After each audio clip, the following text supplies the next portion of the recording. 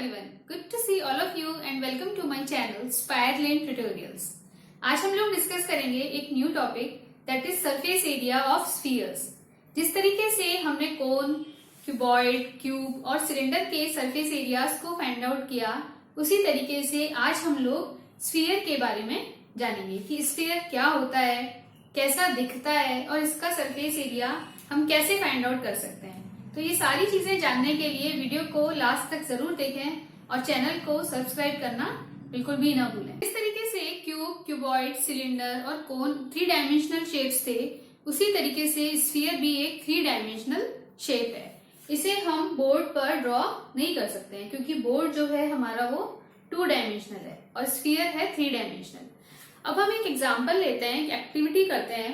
For example कि ये एक सर्किल का मैंने कटआउट ले लिया है और इसके डायमीटर के अलोंग एक स्ट्रिंग मैंने कागज का ही ये गत्ते का एक पीस यहाँ पर लगा दिया है।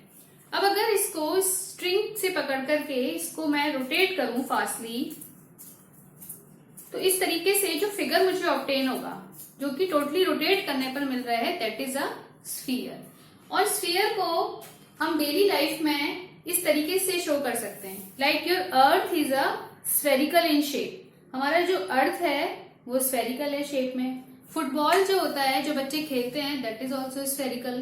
तो कोई भी चीज जो कि है सर्कल का शेप में लेकिन विच इज 3 डायमेंशनल, ये 3 डायमेंशनल ऑब्जेक्ट है, that is known as sphere. अब हम लोग बात करते हैं स्फीयर के पास डायमेंशंस क्या होती हैं।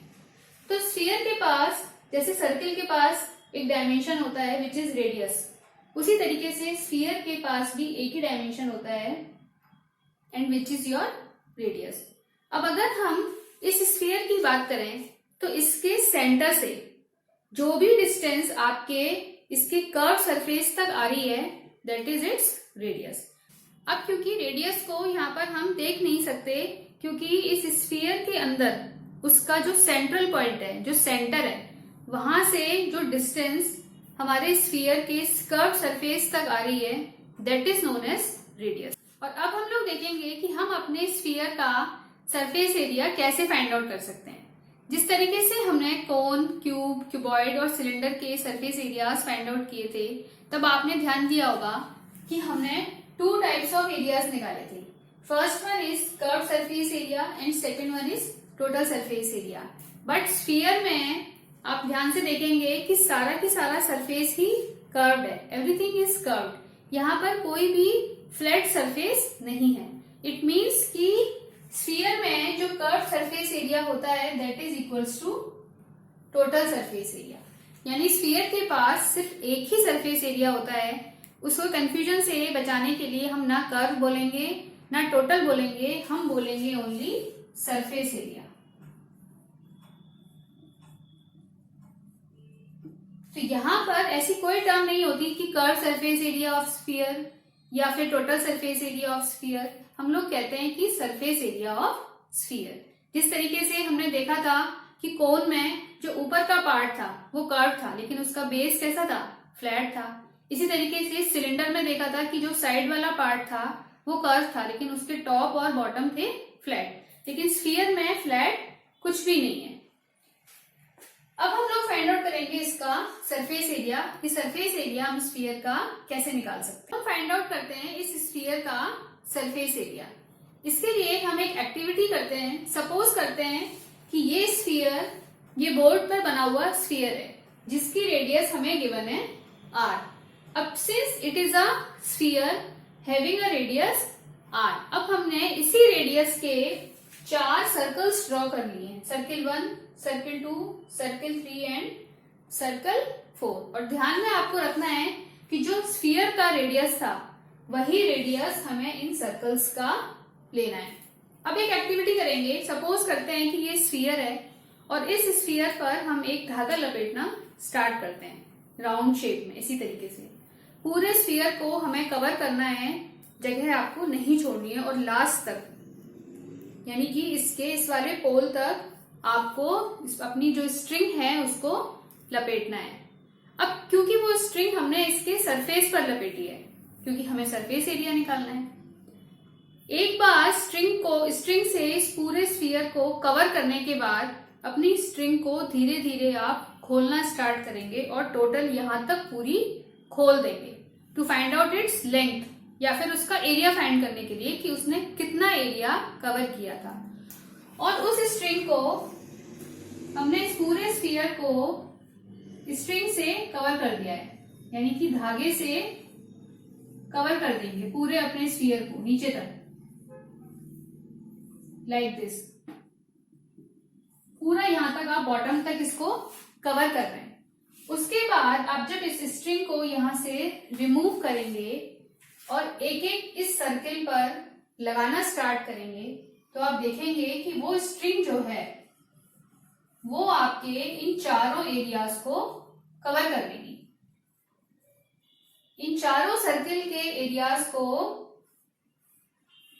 वो स्ट्रिंग जो आपने अपने स्फीयर पर लपेटी थी वो इन चारों सर्कल्स को कवर कर लेगी। तो इस एक्टिविटी से हमारी क्या समझ में आता है? Area of one circle, circle का एरिया हम पढ़ चुके हैं कि एक ऐसा सर्कल जिसका कि रेडियस r हो उसका एरिया होता है पाई आर स्क्वायर। लेकिन हमारे पास ऐसे 4 सर्कल्स हैं, वी हैव 4 सर्कल्स, क्योंकि हमने जो स्ट्रिंग इस पर लपेटी थी वो स्ट्रिंग इन चारों सर्कल्स को कवर कर रही है। So area of 4 such circles,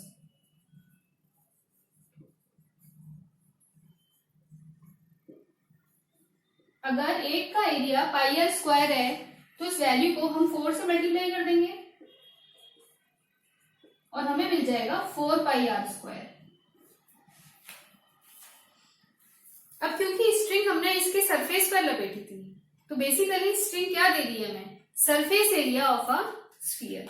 और क्योंकि वो स्ट्रिंग इन चारों सर्कल्स के एरिया के बराबर है तो सरफेस एरिया जो निकल के आया है हमारे पास अपने स्फीयर का, that is 4 pi r square. और यही आपका फॉर्मूला है, इसी पर बेस्ड हम क्वेश्चन सॉल्व करेंगे जहां पर कि सरफेस एरिया स्फीयर का है 4 pi r square. This formula you have to learn. और अब हम लोग देखते हैं कि हेमीस्फीयर का सरफेस एरिया कैसे फाइंड आउट किया जा सकता है। Let us talk about hemisphere. तो पहले ये जानते हैं कि हेमीस्फीयर होता क्या है। अगर हम स्फीयर को बीच से कट कर दें लाइक दिस, ये एक ऑब्जेक्ट है स्फेरिकल शेप का, और अगर मैं इसको बीच से कट कर दूं तो मुझे मिल जाएगा हेमीस्फीयर। यहाँ पर ये एक बाउल लाइक स्ट्रक्चर है, जो बाउल्स होते हैं these are hemispherical in shape, उनका शेप्स होता है hemisphere.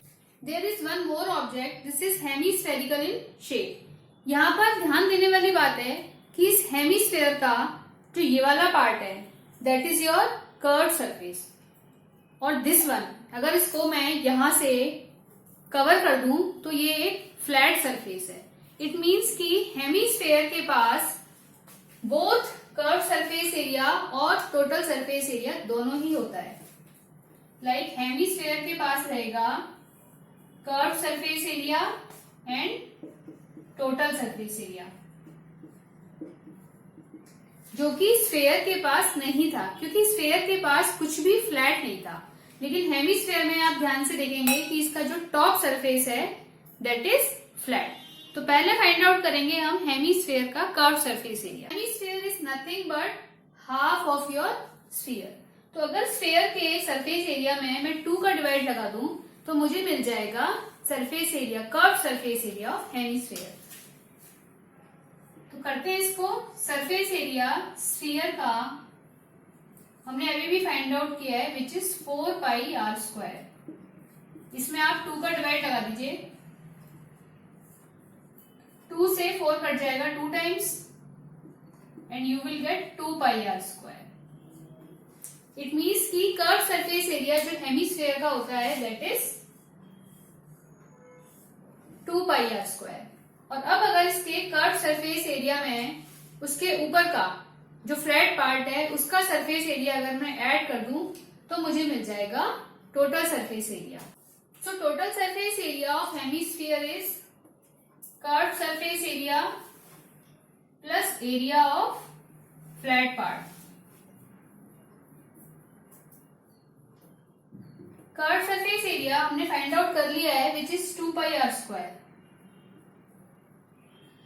Plus area of flat part क्या होगा। अब ध्यान से देखेंगे इस ऑब्जेक्ट को, इसका जो फ्लैट पार्ट है that is circular in shape.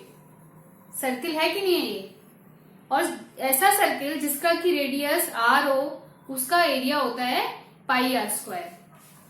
तो area of flat part is nothing but area of a circle which is πr²। दोनों को ऐड करेंगे हमें मिल जाएगा 3πr²।